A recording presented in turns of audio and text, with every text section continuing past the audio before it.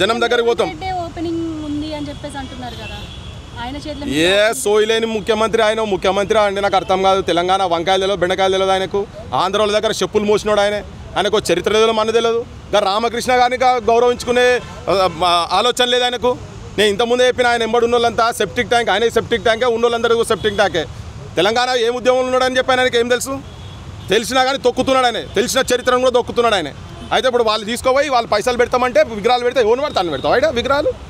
ఇదేంది తెలంగాణ?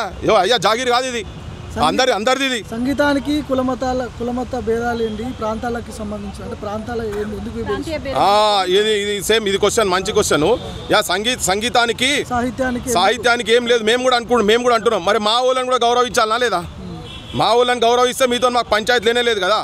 నేను నిన్న కూడా చెప్పిన మా ఊళ్ళో వీళ్ళందరి విగ్రహాలు పెట్టినాక అప్పుడు నువ్వు ఆలోచించి ఏం పెడతావు ఏందనేది. అందుకని నేను వ్యక్తిగతంగా ఆయన దూషించడో లేకపోతే ఆయన తక్కువ చూపించడో, నేను తక్కువ చూపించగానే ఆయన తక్కువ కూడా ఏం కాడు బాలసుబ్రహ్మణ్యం. ఓకే.